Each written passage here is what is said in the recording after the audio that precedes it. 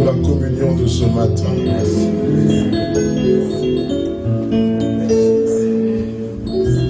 Et merci pour l'œuvre de ton esprit dans chacune de nos vies. Nous voulons simplement te dire combien nous t'aimons. Et nous voulons plus de Jésus en nous. Laisse que tu croisses. Béni soit Dieu. Gloire à l'agneau.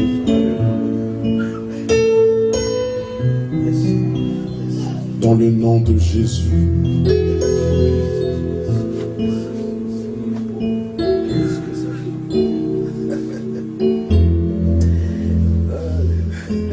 Béni soit Dieu.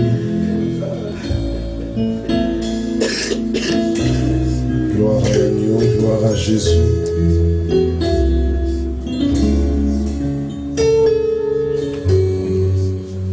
Béni soit ton nom, Seigneur.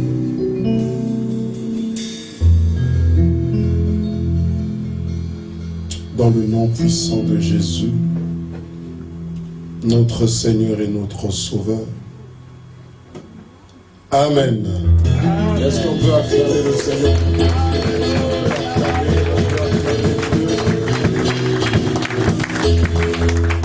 On peut acclamer le Seigneur pour sa fidélité.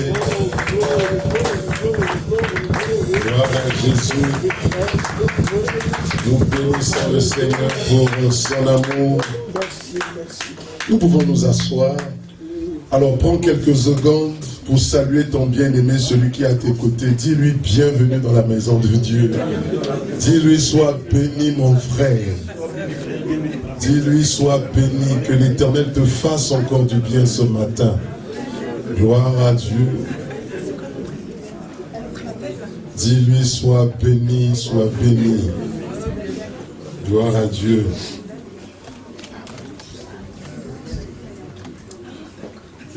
Que toute la gloire revienne à Adonai. Amen. Alors, sans plus tarder, s'il faut donner un thème au message, à l'homélie de ce matin, nous dirons les eaux d'Élysée. Les eaux. Tu peux le noter. Les eaux d'Élysée. OS. Les eaux d'Élysée. Tu peux le noter. Les eaux d'Élysée. En anglais, comment ça se dit? Les eaux d'Élysée. Pour ceux qui maîtrisent l'anglais.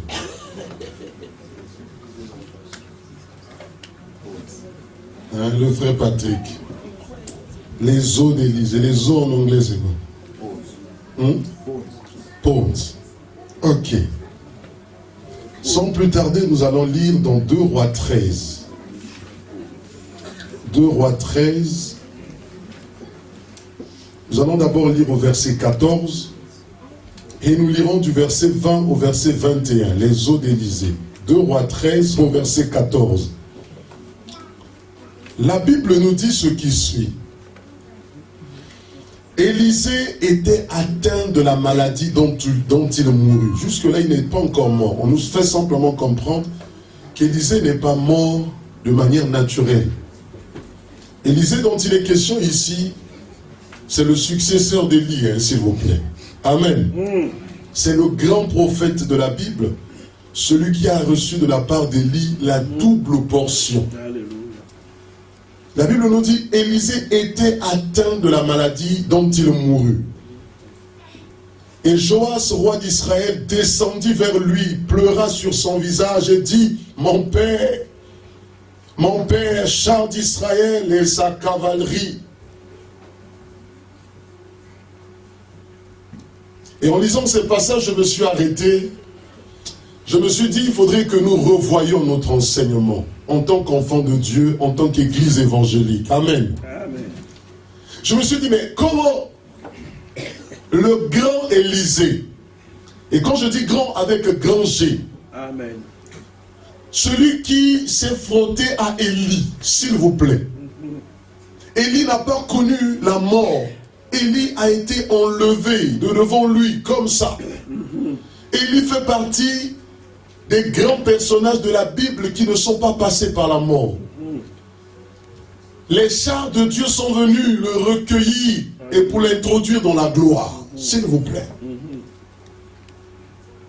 Mais avant qu'il s'en aille, il a fait une demande à son fils Élisée, qui lui était d'ailleurs très fidèle. Qu'est-ce qu'il lui dira? Il dit, mon fils Élisée, je m'en vais. Qu'est-ce que tu veux que je te donne comme héritage? Élisée lui dira, je veux de la double portion. Alléluia. De la double onction que tu as reçue de Dieu. Amen. Élisée n'avait que faire des Mercedes, des Porsche, des appartements, des comptes bancaires. Il dit, j'ai besoin de l'huile qui coule de ta tête. Il dit, j'en ai besoin quoi? Amen, amen, amen. Et il lui dira, ce que tu me demandes, c'est pas impossible, mais c'est difficile. Voilà les conditions. Élisée, ce vaillant homme qui a rempli toutes ces conditions. Et au moment de partir, Élie n'avait pas d'autre choix que de lui laisser le manteau. La Bible nous dit qu'aussitôt qu'Élisée a récupéré le manteau, la vie d'Élisée a changé. Élisée n'était plus un homme ordinaire. Élisée a manifesté Dieu dans toute sa grandeur. Élisée a démontré la puissance du nom de Yeshua. Amen. Quand nous parlons de la puissance, on pouvait voir des lions, des animaux féroces sortir et attaquer les jeunes hommes qui se moquaient d'Élisée. Élisée a ramené des gens à la vie. La simple parole qui sort de la bouche d'Élisée a guéri tout un lépreux. Et à la nourriture. Qu'est-ce qu'Élisée n'a pas fait? Un homme oint de la tête jusqu'aux pieds. Un homme puissant. Un homme redoutable. Un homme capable. Élisée avait la capacité d'obscurcir les yeux de ses ennemis. Ils viennent, ils le voient, mais ils ne le voient pas. Amen. Un homme rempli. Mais quand nous arrivons au soir de sa vie, de ce tableau qui nous est dressé, on nous dit, Élisée était atteint de la maladie dont il mourut. Alors, que pouvons-nous dire de la mort? Et que pouvons-nous dire de la maladie? Dans le monde évangélique, toute maladie, dès qu'il y a maladie, ça veut dire qu'en tant que chrétien, on ne tombera plus malade. Si tu meurs par une maladie, tu n'as plus d'onction, tu n'as plus Dieu, Dieu t'a abandonné. J'ai lu ma Bible, je l'ai relue. À aucun moment, la Bible nous fait comprendre que la maladie a atteint Élisée parce qu'il a été péché. Il est resté droit dans sa marche avec le Seigneur. Mais n'empêche que l'Éternel a permis que la maladie lui arrive. Je voudrais dire à quelqu'un ce matin, ce qui importe aux yeux de Dieu, tel que tu es là, c'est ton âme. Amen. En premier, avant tout. Alléluia. Dieu n'a que faire de cette chair que tu portes. Lord. Tu peux être rempli d'onction de la tête aux pieds. Tu peux être rempli de puissance. Recueillir de la part des hommes les hommages. Je ne sais à quelle dimension, à quel niveau. Tu peux être considéré comme étant le plus grand pasteur de Nantes, le plus grand pasteur de la France, le plus grand pasteur de la planète. Mais la chair, à un moment donné, d'une manière ou d'une autre, te fera comprendre que tu dois t'arrêter là. Et Dieu est souverain. Le jour où la mort, la maladie est venue frapper à la porte d'Élisée, l'onction était où? L'onction était là. Amen. Amen. Mais si Dieu a permis que cela arrive, c'est parce que Dieu a considéré que Élisée était arrivé à la fin de sa mission. Yes, Lord. Nous voulons nous dire encore une fois de plus ce matin que le nombre de tes jours, la durée de ta vie ici-bas dépend seulement de l'agenda que Dieu t'a tracé. Amen. Voilà pourquoi il est dangereux sur la terre de vivre et d'ignorer ce que Dieu veut faire avec toi. Élisée n'a pas prié pour la maladie. Hein. Il savait que la maladie allait l'emporter. Et jusqu'à son dernier souffle, Élisée n'a pas arrêté de faire des miracles, de prophétiser, de donner des orientations. C'est le chemin que Dieu s'était choisi pour le recueillir, le sortir du terrain. Vous savez, pour ceux qui suivent le foot, le sport et autres, vous pouvez briller à un niveau, je ne sais quel niveau, mais il arrivera un temps où le match doit s'arrêter. Pour vous. Mais ça n'enlève en rien de vous votre étiquette de joueur. Mais la partie s'arrête ce jour-là. Et nous sommes dans ce monde comme des joueurs que Dieu a placés dans un terrain. Donc le monde pour nous se trouve comme un terrain d'exercice. Et tous les joueurs ne sont pas appelés à faire 90 minutes. Il y en a, ils feront 60 minutes. Il y en a, ils feront 15 minutes. Au bout de 15 minutes, ils se blessent, ils sortent. Mais la victoire qui revient à l'équipe, cette victoire est partagée avec tous les acteurs, même ceux qui n'ont pas joué. Donc la médaille, on ne te la donnera pas parce que tu as joué 90 minutes. C'est simplement parce que l'équipe a gagné. Et quand nous parlons de l'équipe dont il est question ici, c'est l'Église, c'est le corps du Christ. Que tu vives 10 ans, 20 ans, 30 ans, 50 ans, 100 ans, le plus important c'est que quand Dieu récompensera l'Église, tu dois faire partie de ceux à qui on donnera la couronne. Et donc c'est ce qui fait que nous ne sommes plus impressionnés par le nombre d'années que nous devons vivre. Alléluia. Et la manière dont Dieu peut décider de nous recueillir. J'ai vu des pasteurs mourir par accident. Yes. J'ai vu des hommes de Dieu, au-delà de leur onction, Dieu a permis qu'ils soient martyrisés, tués comme ça à coups de bâton. Yes. C'est comme pour nous dire que Dieu est souverain. Amen. Dis à celui qui est à côté de toi, Dieu est souverain. Dis-lui, Dieu est souverain. Dis-lui, Dieu est souverain. Voilà pourquoi, enfants de Dieu, nous n'avons plus à paniquer. Nous n'avons plus à courir de gauche à droite, à nous poser beaucoup de questions. Mais le plus important pour nous, c'est de s'assurer que nous sommes dans la trajectoire que Dieu a tracée pour nous.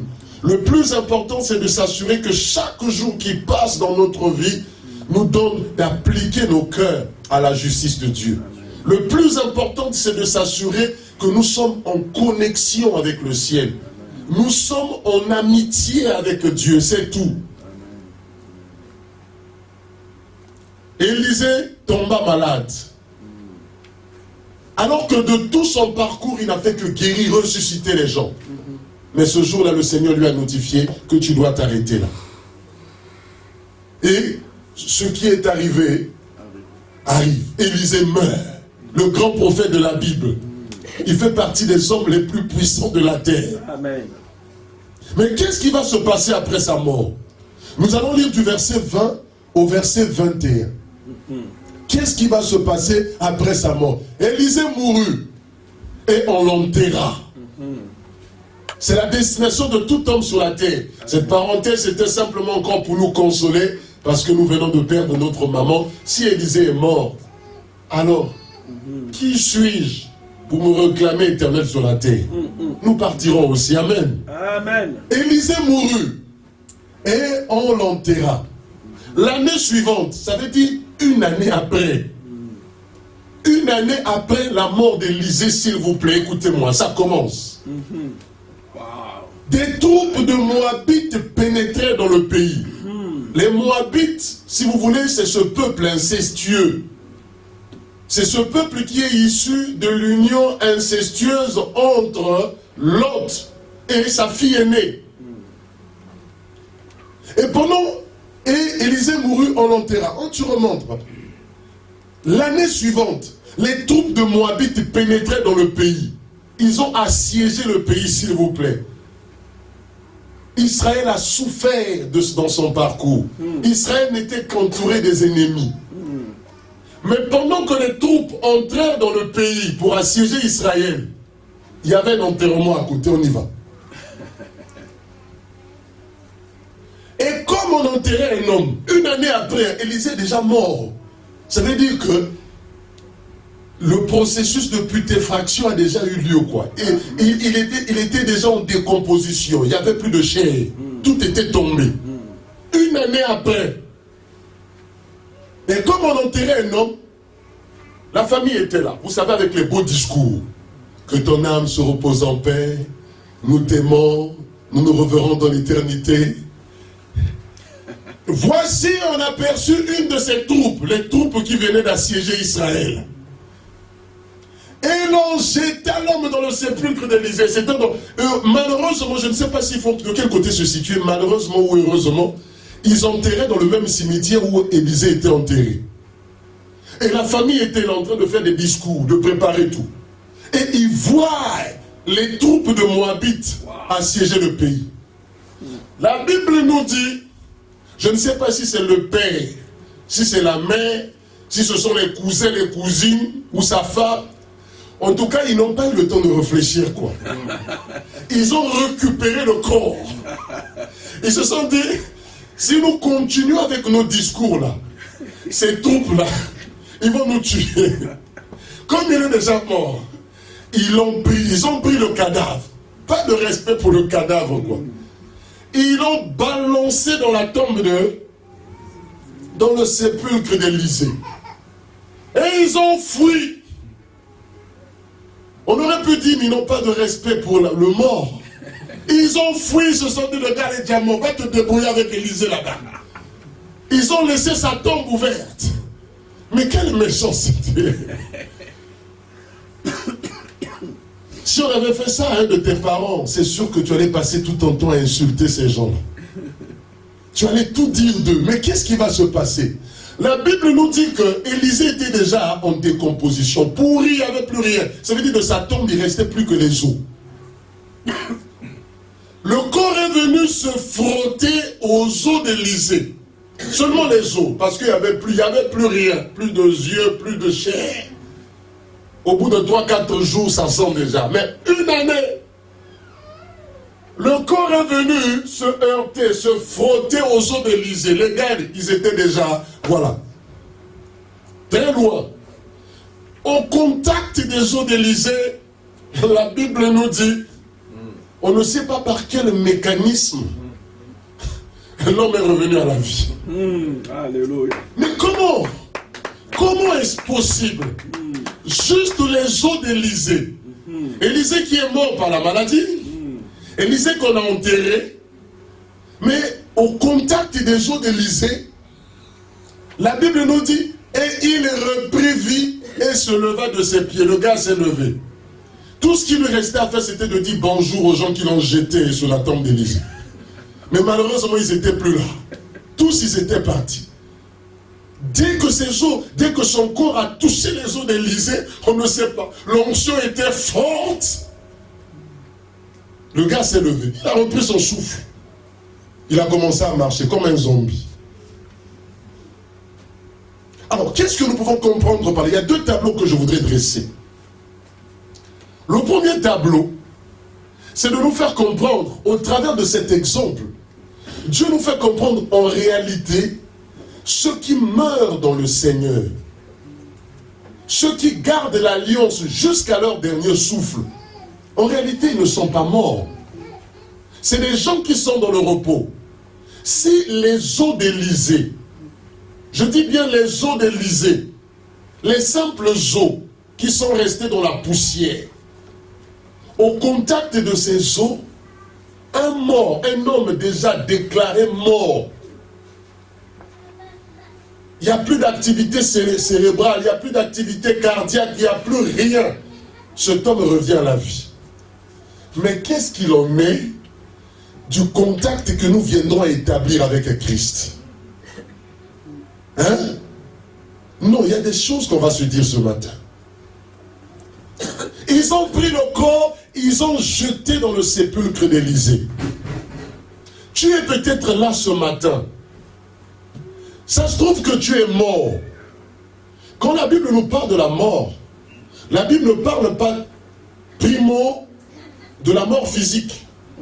La Bible parle de la mort spirituelle. Amen. Dieu au sujet d'Adam et Ève, qu'est-ce qu'il dira? Il dit, le jour où vous mangerez de ce fruit, de l'arbre de ce fruit, vous mourrez. Mais quand Adam et Ève ont mangé de ce fruit, mais ils ont vécu encore et encore. Donc on arrive à comprendre que la mort dont il était question, c'était quoi? c'était la mort spirituelle. Amen. Tu es là ce matin, tu es peut-être cet homme qu'on va enterrer. Il n'avait plus de projet. Quelqu'un qui est mort, c'est quelqu'un qui n'a plus de projet. Quelqu'un qui est mort, c'est quelqu'un qui n'a plus d'espérance. Quelqu'un qui est mort, c'est quelqu'un qui n'a plus de perspective. Quelqu'un qui est mort, c'est quelqu'un, je dirais, dont le rêve s'éteint. Tu es peut-être là ce matin, tout est éteint. Tu ne vois plus de lueur.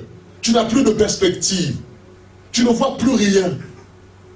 Tout est cloisonné. C'est comme si ton existence est bafouée. Et vous savez, quand c'est comme ça, les hommes se rajoutent simplement pour nous accompagner jusqu'à notre dernière demeure. Tout ce que tu tentes de faire, rien ne marche. Tu es là à te déployer d'efforts. Tu pries matin, midi, soir, mais tu ne vois aucune lueur. Tu multiplies des projets, tu multiplies des démarches, mais aucune de ces démarches n'aboutit.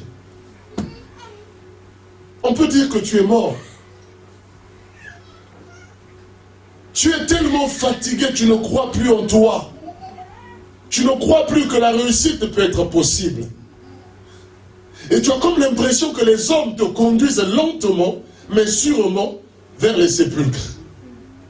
Mais je viens te dire de la part du Seigneur ce matin, il ne faut pas t'en vouloir aux hommes. Laisse-les te conduire vers les sépulcres. En conduisant cet homme vers les sépulcres, il ne se rendait pas compte du fait que dans ce même sépulcre se trouvait aussi le sépulcre du prophète. Amen. Laisse les hommes dire, conclure, valider toutes les hypothèses au sujet de David. Laisse aux hommes de tout raconter. Ce qu'ils ont ignoré, c'est qu'il y a eu un prophète dans le pays, dans la ville, qui est décédé, à qui Dieu avait donné le mandat. Au-delà de tes échecs, au-delà de tes difficultés, au-delà de tes peurs, au-delà de tes angoisses, au-delà de tout ce que tu peux vivre, au-delà du fait que tu viens même à déprimer. Mais ce matin, je voudrais te dire, de tous ceux qui sont morts de la surface de la terre, suis-moi bien, je dis bien, de tous ceux qui sont morts, de tous ceux qui ont été enterrés, il y a un sépulcre, amen, qui n'est pas comme tous les autres sépulcres. De tout ce que tu vois ici et là à Saint-Herblain, mort, de tout ce que tu vois peut-être dans ton pays natal, qui sont morts endormis, de tout ce que nous pouvons voir, entendre aujourd'hui dans le repos, je viens te dire de la part du Seigneur qu'il y a un sépulcre qui ne réagit pas de la même manière que tous les autres sépulcres. Amen. Amen.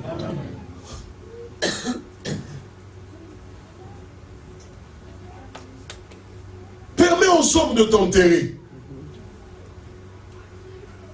Donne aux hommes la possibilité de faire même leur rituel. Ça, c'est pas ton problème. De donner même la durée de vie, le nombre de tes jours, de spéculer sur ta vie, de tout dire. Mais ce que les hommes ils ignorent, c'est que parmi les tombes qu'il y a sur la surface de la terre, il y a une tombe qui a fait écho, qui a fait bruit. Et le bruit de cette tombe retentit des quatre coins de la terre jusqu'à ce jour. Amen. Si les eaux d'Élysée ont permis à cet homme de revenir à la vie, on a jeté sa dépouille. Ils ont fui. Mais sans se rendre compte, c'était une manière pour eux d'aider cet homme. Quand les hommes te calomnient, les hommes te jettent des pierres, les hommes te traitent bizarrement, ne les en veux pas. C'est une manière pour eux de te rapprocher des eaux d'Élysée. Et je voudrais te faire comprendre ce matin, les eaux d'Élysée préfigurent simplement l'onction qui est rattachée à la personne de Christ. La vie qui coule de l'être de Christ. Et par cette vie, par cette onction aujourd'hui, au-delà du fait que nous soyons morts, au-delà du fait que nous soyons condamnés, accusés, au-delà du fait que nous soyons méprisés, brisés, il est possible que tu reviennes à la vie. Amen.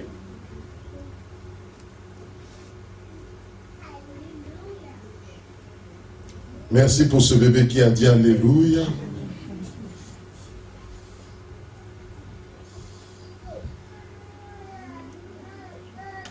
Les eaux d'Élysée lui ont permis de revenir à la vie. Je me suis posé la question, qu'est-ce qu'il y a de caché dans les eaux d'Élysée? Vous allez prendre un corps aujourd'hui, allez le mettre au contact des eaux de quelqu'un qui est décédé même il y a 3 jours, il ne se passera rien. Mais qu'est-ce qui fait que les eaux d'un homme qui est décédé, près d'un an, au contact de ces eaux, la vie soit possible? Et si vous lisez de la vie d'Élisée, vous allez comprendre qu'Élisée c'était une préfiguration de Christ. Et je voudrais te dire ce matin que tu n'as pas besoin d'autre chose. Tu as besoin d'identifier les eaux d'Élisée. Où se trouvent les eaux d'Élisée pour toi? Les eaux d'Élisée ne se trouvent plus dans la tombe de tes parents, arrière-grands-parents qui sont décédés. Dans la tombe de mes arrière-grands-parents qui sont décédés. Les eaux d'Élisée se trouvent être où? Qui peut me le dire? Où se trouvent les eaux d'Élisée? Toi qui es fatigué ce matin, toi qui es abattu ce matin, toi qui es peut-être triste ce matin, où se trouvent les eaux d'Élisée? Élisée est mort, Élisée est enterré, mais oubliez qu'Élisée était vivant. Christ est mort, Christ est enterré, crucifié. Mais la Bible nous dit qu'il a fallu juste 3 jours. Au bout de 3 jours, il était en vie. Autant les eaux d'Élysée ramènent à la vie, autant Christ par sa résurrection nous ramène à la vie.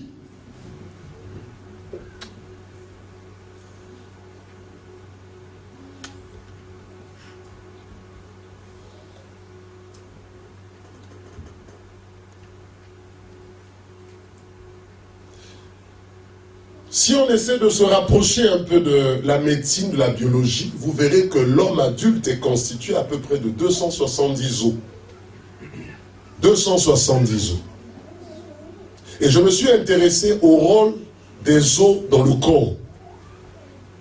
Quel est le rôle que jouent les os dans le corps? Il y a 6 rôles, 6 principaux rôles.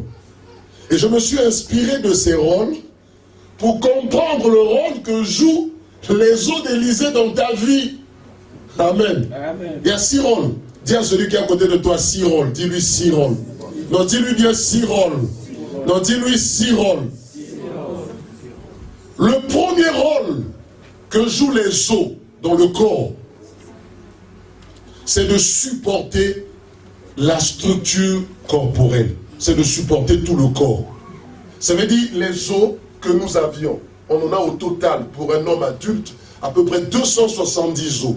Donc ces 270 os agencés, bien structurés, ont la responsabilité de faire quoi?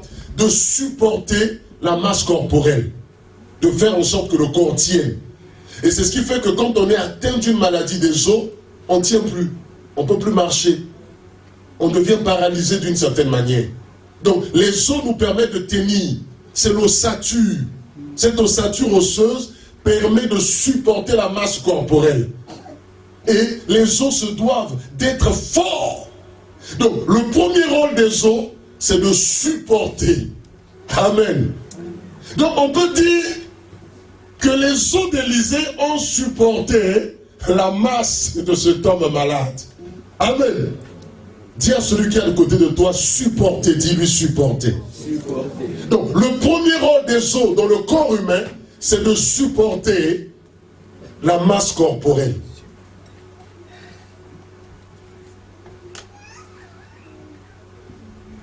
Nous allons lire Ésaïe 53, verset 4, pour comprendre le rôle que joue Christ de nous supporter.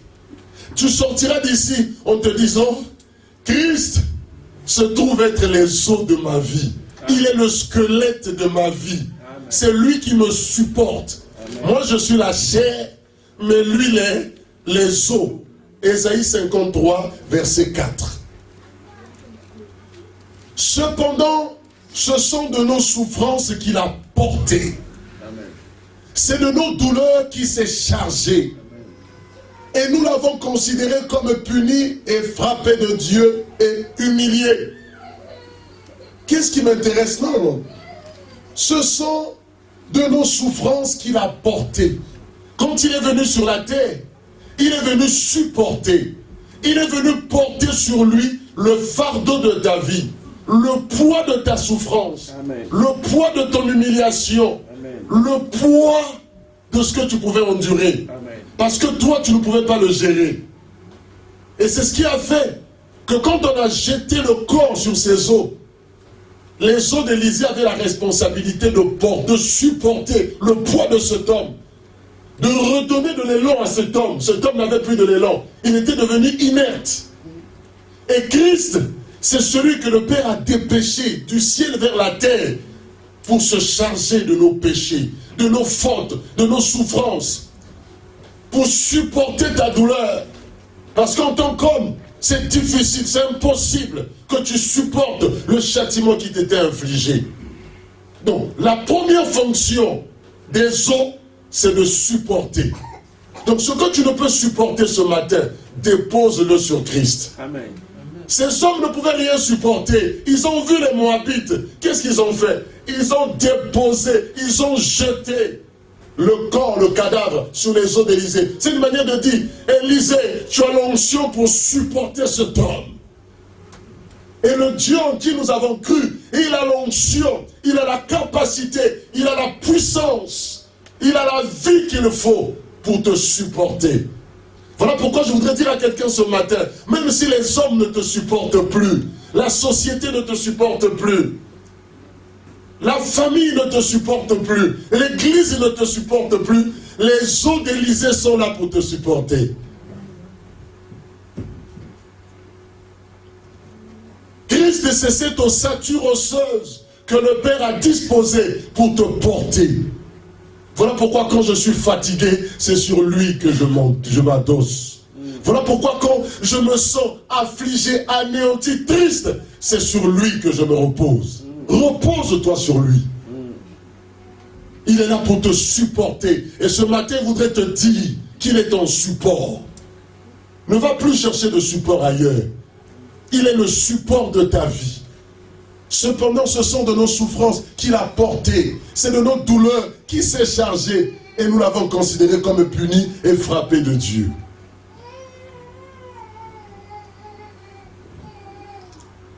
Le deuxième rôle que joue l'ossature osseuse, les os dans le corps. Le premier rôle, nous avions parlé de quoi? Voilà, de supporter. Le deuxième rôle que joue l'ossature osseuse, les os dans le corps, c'est de protéger les organes internes. C'est ce que nous dit la médecine. Les organes internes. La Bible nous dit nos vies sont cachées en qui? En lui, en Christ. Et nous sommes les organes internes de Christ. Et nous sommes protégés par lui. Donc le deuxième rôle, il joue le rôle de protection. Les os d'Élisée jouent le rôle de protection. Au contact de cet homme, les os d'Élisée ont réagi. Les os d'Élisée ont dit, tu ne mourras pas. Nous avons la responsabilité de te protéger. Nous n'allons plus faire le voyage en Israël, aller fouiller les os d'Élisée. Mais nous avons un protecteur.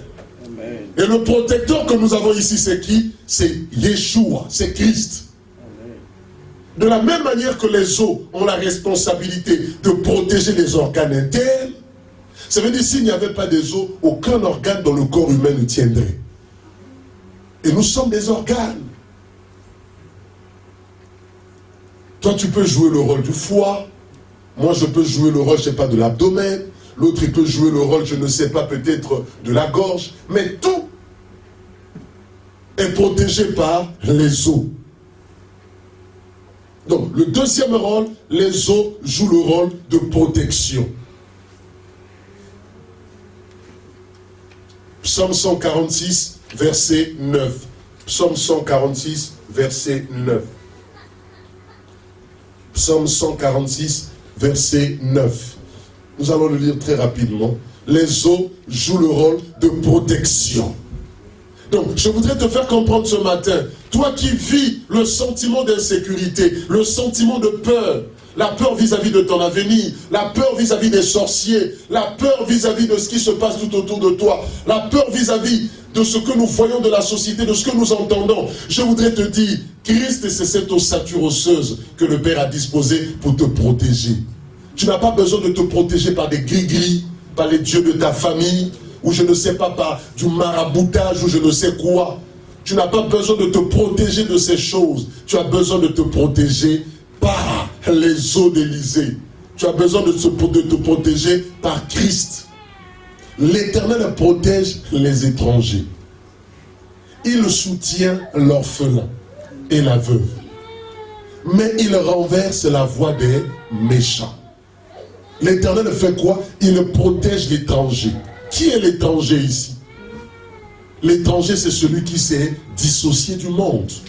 L'étranger, c'est celui qui a pris la résolution de se séparer des dieux de ce monde. L'étranger, c'est celui qui fait de Dieu son Seigneur. Il dit, il protège l'étranger. Et ceux qui viennent à donner leur vie à Jésus, véritablement, sont considérés comme étant des étrangers. Voilà pourquoi la Bible dit, vous êtes dans le monde, mais vous n'êtes pas du monde. Et donc, toi et moi, le fait que nous soyons là ce matin, nous nous définissons comme étant des étrangers sur la terre, des pèlerins sur la terre. Et ta protection, c'est Christ. Donc, tu sortiras d'ici, sois rassuré, sois serein, sois tranquille, parce que la protection de l'étranger, c'est Christ. Ce Dieu-là se définit dans la Bible comme étant le Dieu de l'orphelin, le Dieu de la veuve, le Dieu des étrangers. Si tu cherches à te faire protéger par les hommes, tu seras surpris. Les hommes montreront leur faillite, leur faille du moins, j'allais dire. Ils montreront qu'ils sont limités dans le temps et dans l'espace. Il y aura des temps, voilà, d'inattention qui viendront à manifester. Mais tu te dois de te positionner en Christ. Dis-lui, tu es ma sécurité, tu es ma force. Quand bien même je viendrai à me retrouver dans la fosse au lion, quand bien même je viendrai à me retrouver devant les tourments, Seigneur, je regarderai à toi, parce que tu fais partie de ces eaux qui protègent les organes internes. Je suis cet organe interne que le Père t'a confié. Tu as la responsabilité de me protéger. Tu as la responsabilité de me protéger. De la même manière que les eaux protègent les organes internes, Seigneur, tu fais partie de ces eaux qui ont la responsabilité de protéger ma vie. Voilà la prière que tu dois faire. Quand tout va mal, ne rougis plus.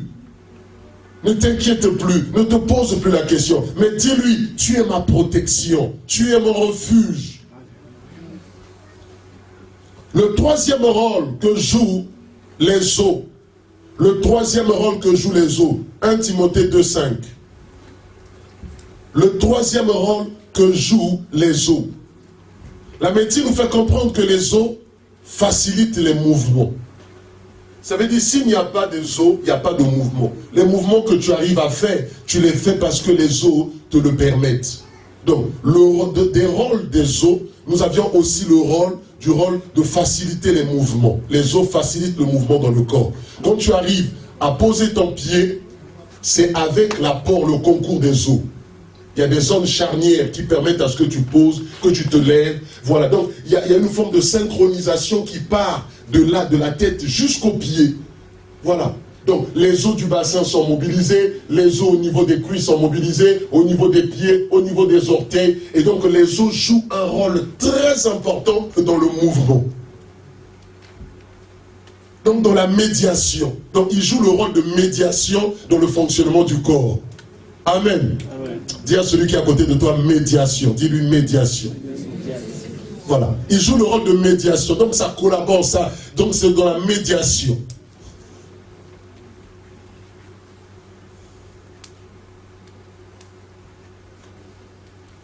Gloire à Dieu. 1 Timothée 2, s'il vous plaît. 1 Timothée 2, verset 5. Donc le troisième rôle, il facilite les mouvements. C'est le rôle de facilitateur. Donc les eaux facilitent les mouvements, facilitent des choses. Donc si tu veux de la facilité, ne cours plus vers les hommes. Tu sais que les eaux sont là pour te faciliter la tâche. Car il y a un seul Dieu et aussi un seul médiateur. Le médiateur, c'est qui? C'est celui qui facilite les échanges. Amen. Voilà. Quand on a un problème, on a quelque chose qui ne tient pas, qui ne va pas, voilà, souvent on a besoin de la médiation. Quand deux parties ne s'entendent pas, on a besoin d'un médiateur. Il vient, il entend ici, il rapporte là-bas, il dit voilà, Grégoire a dit ceci. Parce que si vous laissez vous deux discuter, comme vous n'avez pas de terrain d'entente, ça finira en bagarre. Donc lui, il est obligé de se mettre au milieu pour faciliter l'échange, pour adoucir. S'il voit que le mot que tu as dit là, ce n'est pas un mot approprié, il va trouver la correspondance pour le faire comprendre à l'autre. Voilà. Il dit, car il y a un seul Dieu, et aussi un seul médiateur, il n'y en a pas deux, entre Dieu et les hommes, Jésus-Christ, homme.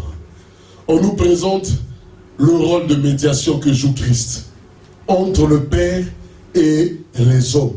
Je voudrais te faire comprendre ce matin, pour des problèmes de médiation, ne cours plus vers les avocats de ce monde. Ils ne pourront pas plaider en ta faveur. Mais il y en a un que le Père a établi dans les cieux. C'est lui le véritable médiateur. Même si les hommes viennent à te donner tort, alors que tu sais que tu as raison, tourne-toi vers le médiateur. Dis-lui, tu es les autres, tu es l'os de ma vie. Le Père t'a établi comme étant le médiateur. Tu es là pour me faciliter les mouvements. Ça veut dire devant certains mouvements, si tu as du mal à les faire, tourne-toi vers lui. Et il va t'aider. Il est le médiateur. Voilà pourquoi nous disons, c'est pas Marie. Quand les gens ont dit, maman Marie pleine de grâce. Non, maman Marie, c'est pas c'est tout. Ce ne sont pas les dieux de ta famille. Vous savez, il y en a qui sont là jurés par leurs parents. Ton père, ta mère, ton oncle est déjà décédé. Laisse-le tranquille dans son coin. Il ne reviendra pas t'aider. La personne qui doit t'aider, qui va te permettre de faire ce mouvement, c'est qui? C'est lui, le médiateur, que le Père a établi entre les hommes et Dieu. Donc, de la même manière que les eaux facilitent les mouvements, nous voyons Christ aussi nous faciliter la tâche. Donc, quand tu te trouves devant une difficulté, une situation pénible, ne pleure plus. Tu sais qu'il y a un facilitateur. Voilà pourquoi depuis que j'ai compris ces choses, je ne me pose plus les questions. Je ne pleure plus. Amen. Israël arrive devant les murailles de Jéricho. Tout était barricadé. Ils se sont dit, mais on n'a pas la force pour détruire ces forteresses. Qu'est-ce qu'il faut faire? Ils se sont mis à chanter. Adonai est son nom. Adonai est son nom. Adonai est son nom. C'est une manière de lui dire facilitateur. Il y a un obstacle là. Puissant guerrier, fort dans les combats. Jéhovah est son nom. Qui est au facilitateur? C'est lui qui va te permettre de faire le mouvement. Si le mouvement devient compliqué, ton pied est lourd, le dos est coincé, je dis bien spirituellement, mais aussi physiquement, qui est lui? Eh oui. Yes. Nous ne sommes pas là à stresser. Non. Nous avons un facilitateur. Rien ne marche dans tout ce que tu fais. Aucune démarche. Tu as été voir les avocats et tout. Personne ne te donne gain de cause. Tourne-toi vers lui. Tu lui dis, tu es le facilitateur. Le Père t'a établi sur ma vie. Que dis-tu au sujet de ma vie? Amen. J'ai besoin du mouvement. Je veux faire le mouvement. Mais mon pied est bloqué. C'est peut-être un nerf sciatique spirituel. Mais donne de la force à ce pied. Je veux m'inscrire dans le mouvement. Médiateur, facilitateur. J'ai besoin du mouvement. Je veux courir encore 10 pas de plus. Mais je n'ai pas de force. Médiateur. Il va ordonner aux os qui sont au niveau du pied, aux os qui sont au niveau du dos, aux os qui sont partout. Il va vous dire, les 270 os, allez, en marche. Et les gens vont se retrouver, voilà, stupéfaits. Non, je ne souffrirai jamais. Cet homme était là devant le temple, bloqué. mendiant, parce que ses yeux étaient obscurcis. Mais quand Pierre et Jean sont venus, qu'est-ce qu'ils leur disent? Ils disent, nous n'avons rien à te donner. Ce que nous avons, nous te donnons. Lève-toi et marche. Ils ont fait appel au médiateur. Ils disent, nous te donnons le médiateur. Nous invitons le médiateur dans ta vie. Jésus arrive devant la piscine. Et voilà que cet homme était là, alité, des décennies durant. La Bible nous dit, il n'avait aucune force, il était paralysé. Ses os ne fonctionnaient pas. Mais le vrai médiateur, ce jour-là, s'est présenté devant lui. C'est alors que tous les malades qui étaient là dépendaient du mouvement de l'ange. Ils ont oublié que celui qui ordonne à ce que le mouvement ait lieu, c'est lui qui venait de se tenir devant cet homme. Il dit, je n'ai personne pour me jeter dans la piscine. Et encore, l'ange descend de temps en temps. La guérison ici, c'est au mouvement de l'eau. Mais cet ange pour descendre, c'est peut-être une fois dans la journée, peut-être tous les 2 jours. Mais Christ vient se révéler comme étant celui qui a le mouvement. Celui qui facilite le mouvement. Il lui fait comprendre, tu n'as plus besoin de te retrouver dans la piscine. Alors, j'ordonne à ce que tu t'inscrives dans le mouvement. Voilà pourquoi nous disons, c'est de lui que dépend le mouvement et l'être. Amen. Tu te sens coincé, rien ne marche. Je voudrais te dire, Christ est en mouvement, c'est lui le médiateur. Donc les eaux facilitent le mouvement. Laisse les hommes courir, fais ce qu'ils ont à faire. Mais quand tout va mal, dis-lui, Seigneur, j'ai besoin du mouvement.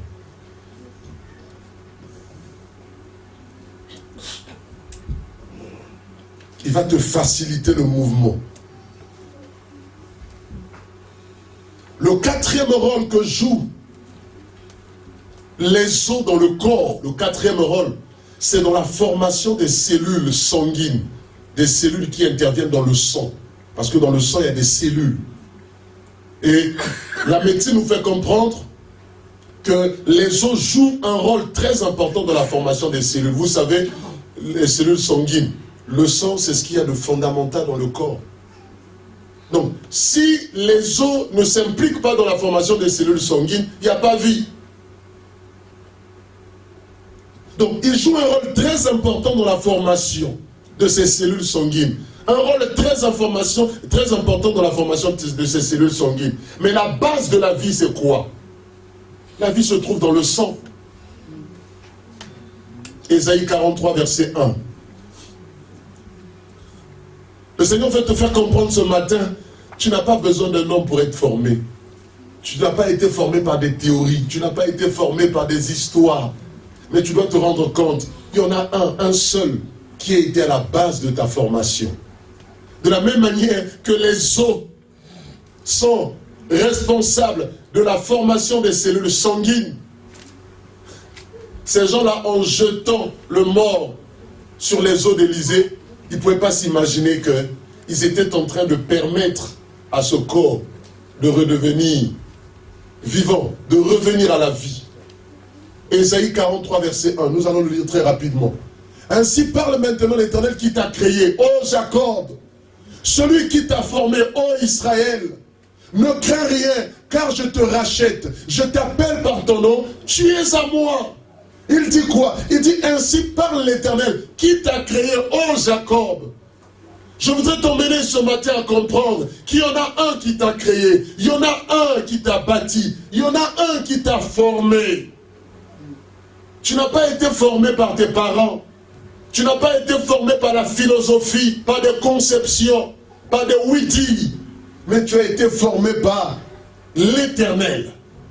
De la même manière que les os s'impliquent dans la formation des cellules sanguines, Christ, c'est celui qui t'a formé.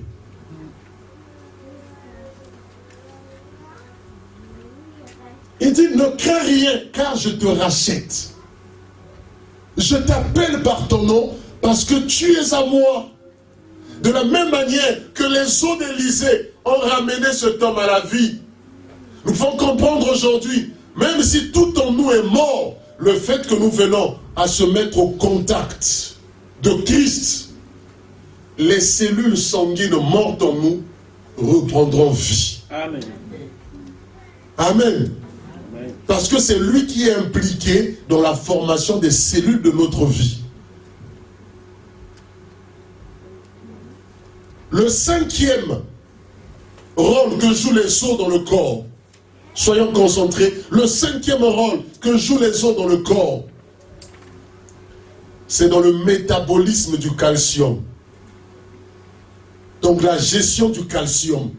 Vous savez, le calcium est très important. C'est un élément qui est très important dans le corps. Pourquoi? C'est le calcium qui donne de la force aux os.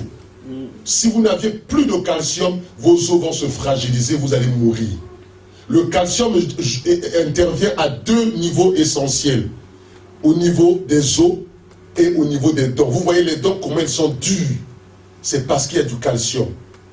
Donc, le calcium intervient au niveau du squelette, des os, de tous les os.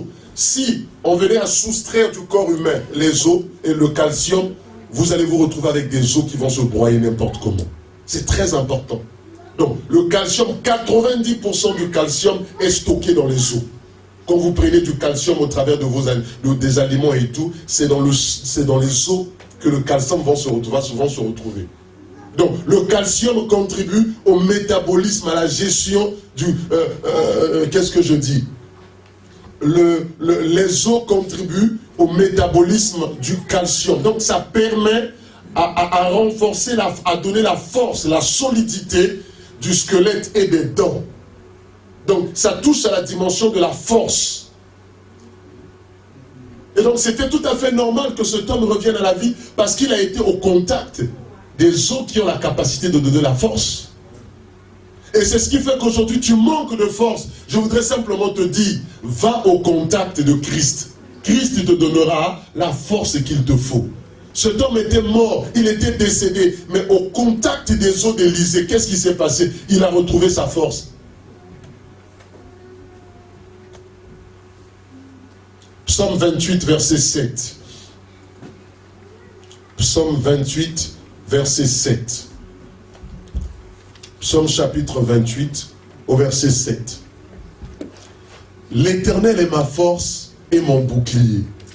En lui mon cœur se confie et je suis secouru. J'ai de l'allégresse dans le cœur et je le loue par mes chants. Il dit quoi? Il dit l'Éternel est ma force et mon bouclier. Ne va plus chercher ta force ailleurs. Je voudrais te dire ce matin que ta force se trouve être dans le Seigneur. Ta force se trouve être en lui. Est-ce qu'il y a encore de force dans le mort? Non. Mais pour que cet homme revienne à la vie, il fallait qu'il soit au contact des os d'Élisée. Et aujourd'hui, tu peux comprendre aussi qu'au contact de Christ, tu retrouves la force. Voilà pourquoi la Bible nous dit, les boiteux marchaient, les paralytiques étaient restaurés, les aveugles voyaient, parce que de lui se dégageait la force qu'il faut pour permettre aux hommes de s'inscrire dans le mouvement. De la même manière que les os contribuent au métabolisme du calcium nécessaire à maintenir les os forts, Christ aujourd'hui contribue à notre solidité. C'est lui qui nous donne la force. Et c'est ce qui fait que quand vous lisez dans la Bible, vous voyez des hommes passant des moments difficiles, mais qu'est-ce qu'ils étaient joyeux, qu'est-ce qu'ils étaient heureux. Vous voyez Daniel dans la fosse au lion, au milieu, dans un trou je ne sais de combien de mètres, cohabitant avec un lion qu'on a affamé depuis des semaines. Mais Daniel était tranquille. Pourquoi? Parce que Daniel tirait sa force de l'Éternel. Il tirait sa joie de l'Éternel. Quand tout va mal, tu ne paniques plus, tu ne te poses plus de questions, mais tu regardes à Dieu. Il est ta force, c'est lui qui te donne la force. David arrive devant Goliath, qu'est-ce qui se passe? La Bible nous dit tous avaient peur. Même le roi n'osait même pas s'approcher de Goliath. Mais d'où venait la force de ce jeune homme? Il n'était même pas majeur. D'où venait sa force? Sa force venait du Dieu en qui il avait cru. sa force venait de cette eau. Voilà. De cette ossature. Et quand David se présente devant Goliath, qu'est-ce qu'il dira? Il dit, je me lève au nom de qui? De l'Éternel. David a révélé aux hommes son secret. Il dit en réalité, derrière ce petit enfant que vous êtes en train de mépriser, mais il se trouve une force incroyable. Amen. Et cette force, c'est quoi? Ce sont les eaux qui me soutiennent. Amen. Voilà. Donc nous sommes soutenus, non pas par les gris-gris, les histoires de nos familles et tout. Nous sommes soutenus par l'Éternel des armées lui-même. Quand tu mets un pas, Dieu met 2 pas devant toi. Quand tu mets un pas en arrière, il met 3 pas devant toi. Quand tu te décales, lui aussi se décale avec toi. Partout où tu vas, dans tout ce que tu fais, lui il est là. C'est l'Éternel qu'on voit. La Bible dit de lui qu'il est terrible dans l'assemblée des saints. Il dit, invoque-moi. Au jour de la détresse, il dit, je te répondrai. Il dit à Jérémie, sépare ce qui est vil de ce qui est précieux. Il dit, je descends, tu seras ma bouche, je m'établis. Il dit, ils te feront la guerre, ils ne te vaincront pas. Non pas parce que tu es fort, mais parce que je suis là, je m'établis en toi. Je te donne la force. La Bible dit dans les cieux, sur la terre, les lieux plus bas que la terre, aucun nom, aucun marabout, aucun sorcier, aucun mystique ne peut tenir devant ce nom. Alléluia. Alors, pourquoi tu t'inquiéterais? C'est lui qui te donne la force. Ta force vient de lui. Samson va naître. Il donnera une recommandation à ses parents. Il dira, attention, le rasoir ne doit pas passer sur la tête de cet enfant. Parce qu'il est loin depuis le ventre de sa mère. Il dit, c'est par lui que je délivrerai mon peuple. La seule chose que Dieu te dit ce matin, c'est d'éviter que le rasoir passe sur ta tête. Ça ne voudrait pas dire qu'au sortir d'ici, tu fais grève au coiffeur. Non. Tu vas continuer à te coiffer pour te faire beau. Mais ça touche à l'alliance. Rentre dans l'alliance avec l'Éternel. Vis dans l'alliance. Marche dans l'alliance. Éloigne-toi du péché, de tout ce qui ne glorifie Dieu. La puissance de Dieu viendra sur toi. Dieu t'accompagnera dans tout ce que tu fais. Tous ceux qui voudront s'opposer à ta vie, tu les retrouveras à terre. Amen. La Bible dit que nous prions un Dieu qui est redoutable. Amen. Amen. C'est lui qui est ta force. Ne crains rien. Il dit, Israël, mon peuple, ne crains rien. Je suis avec toi pour te secourir et pour te délivrer. Laisse-les venir à toi. Laisse-les s'approcher. Mais ils rencontreront ton Dieu. Il est celui qui nous protège. Il est celui qui veille sur nous. Tous ceux qui veillent, c'est en vain qu'ils le font. Établis l'Éternel comme étant le veilleur de ta vie. Élisée n'était plus vivant, mort. Mais la gloire de Dieu, l'onction de Dieu était là. Et le dernier point que je voudrais évoquer, avant de mettre fin à ce message, le rôle des os dans l'organisme, dans le corps, c'est de stocker aussi les minéraux. Nous savons que les minéraux, c'est des éléments qui sont aussi très importants pour l'entretien, le bon fonctionnement de l'organisme. Les minéraux, on peut citer du magnésium, du fer, du sélénium, du zinc, du calcium, du palladium. Il y a beaucoup de potassium du moins. Il y a beaucoup de choses. Donc, ils ont le rôle aussi de stocker ces minéraux dont on a besoin pour permettre le bon fonctionnement dans l'organisme. Donc, ils ont le rôle de stockage. Les os d'Élysée stockaient ce dont tu avais besoin, ce mort. Et tu dois comprendre ce matin, Christ stocke en lui tout ce dont tu as besoin. C'est dans ces eaux-là que tu trouves tout. Voilà pourquoi nous avons l'habitude de dire, je puis tout par celui qui me fortifie. Ésaïe 40, du verset 29 au verset 31. Ésaïe 40, du verset 29 au verset 31. Et nous allons nous arrêter par là. Ésaïe 40, du verset 29 au verset 31. Il donne de la force à celui qui est fatigué. Et il augmente la vigueur de celui qui tombe en défaillance. Nous continuons. Les adolescents se fatiguent et se lassent. Et les jeunes hommes chancellent. Nous continuons. Mais ceux qui se confient en lui, ceux qui vont à son contact, renouvellent leur force, parce que nos minéraux sont cassés en lui. Renouvellent leur force, ils prennent le vol comme les aigles, ils courent et ne se lassent point, ils marchent et ne se fatiguent point. Pourquoi? Parce que l'apport en minéraux est suffisant.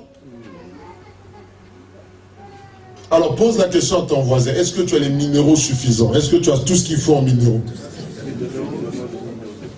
Mais ceux qui se confient en l'Éternel renouvellent leur force. Ils prennent le vol comme l'aigle. Ils courent et ne se lassent point. Je veux qu'au sortir d'ici, tu apprennes à courir plus qu'Usain Bolt. Tu ne t'arrêtes plus. Aucun problème, aucune difficulté, aucune mauvaise nouvelle ne te met dans un petit coin de ta chambre. Arrête. Dis à celui qui est à côté de toi, arrête. Dis-lui arrête. Non, dis-lui bien arrête. Ils prennent le vol comme l'aigle. L'aigle, il vole haut. Et il regarde de loin de là où il est la terre. Il se moque même de ceux qui se promènent. Il a une vision aiguisée. Il court et ne se lasse point. Tu mets 2 pas déjà te déprendre du cœur. Non, cours. Il marche et ne se fatigue point. Hier, on m'a montré la photo d'un serviteur de Dieu qui a 90 ans, s'il vous plaît. En plus, c'est pas en Europe, en Afrique. 90 ans. Dans un des pays pauvres d'Afrique. 90 ans. Mais à 90 ans, les gens sont surpris de le voir prêcher pendant 2 heures. 90 ans, s'il vous plaît. Il est là à prêcher pendant 2 heures. Il finit, il va s'asseoir. 90 ans. Je me suis dit, à 90 ans, en France, on est des gens de maison de retraite, quoi. On t'échange. Mais qui lui donne la force? Parce que les minéraux sont là. Quand on parle de minéraux, ce n'est pas des minéraux là qu'on va acheter à la pharmacie, on va se doper, non. C'est le Saint-Esprit qui est en train de le requinquer. Amen. Qui te donne de la force, de la vigueur. Tu vois des jeunes se fatiguer, des jeunes pasteurs se fatiguer, des jeunes sœurs, des jeunes mamans fatigués. Ils viennent à l'église, ils sont en train de chanter Alléluia. Oh. Oh, dans la présence de Dieu, tu as eu du mal à chanter Alléluia. J'ai assisté à des réunions de prière. Tu vois des frères du début à la fin du culte en train de dire Alléluia, Jésus, tu es vivant. Mais comment la maladie peut t'anéantir comme ça? Et les gens viennent à l'église. On ne sait pas si c'est la sémoule. On ne sait pas si c'est quoi. Ils prennent le vol comme de l'aigle. Tu n'as pas besoin d'Air France. Tu t'appuies sur le Seigneur. Il court et ne se lasse. Personne ne te rattrape. La personne qui va oser courir après toi, il terminera cardiaque. Parce que ta vitesse est telle que c'est pas naturel. C'est le Saint-Esprit qui te pousse. La Bible dit, il marche et ne se fatigue point. Tu marches et tu ne te fatigues pas. Et cette force, elle est surnaturelle. Pourquoi? Parce que tu vas puiser dans les eaux d'Élysée. Il y a des minéraux qui sont stockés. Et c'est ce qui fait que même à 2 heures du matin, tu te réveilles, tu commences à prier. À 4 heures du matin, tu te réveilles, tu commences à prier. Voilà, jeûner n'est plus un problème pour toi. Venir à l'église n'est plus un problème pour toi. Parce que tu as ce qu'il faut en apport. Les minéraux sont là. Tu as du calcium, tu as du potassium, tu as du fer, tu as du zinc, tu as tout. Et tout ce qui te reste à faire, c'est de marcher. Et cet homme, la grâce qu'il a eue, c'est parce qu'il a été au contact des eaux d'Élysée. Les eaux d'Élysée ont déversé dans sa vie tous les minéraux dont il avait besoin, pour qu'il revienne à la vie. Voilà pourquoi, pour finir, je voudrais te dire, bénis Dieu pour ce que les hommes font dans ta vie. Que ça soit en bien ou en mal. Parce qu'il y a de ces choses qu'on peut ne pas aimer, on se dit, mais tiens, j'aimerais pas qu'on me le fasse. Si Dieu n'avait pas permis qu'il y ait l'assaut des Moabites, cet homme, on allait l'enterrer. On n'allait plus jamais parler de lui. Ça, c'est de 1. De 2, si ces hommes n'avaient pas pris le réflexe, je ne sais pas, par peur, de le jeter dans la tombe d'Élysée, c'est sûr, il allait se retrouver là à pourrir. Mais il se trouve que ni l'assaut des Moabites, ni le geste de ses parents ne pouvaient être appréciés. Mais Dieu se saisit de ça pour se glorifier. Voilà pourquoi je voudrais te dire ce matin, ne te pose plus la question, ne pleure plus de tout ce qui peut t'arriver en bien comme en mal. Parce que Dieu se saisit de toute occasion pour se glorifier. Et je conclurai en disant, si les eaux d'Élysée ont ramené cet homme à la vie, qu'est-ce qui empêcherait à ce que les eaux de Christ te ramènent à la vie? On peut se lever, nous allons prier.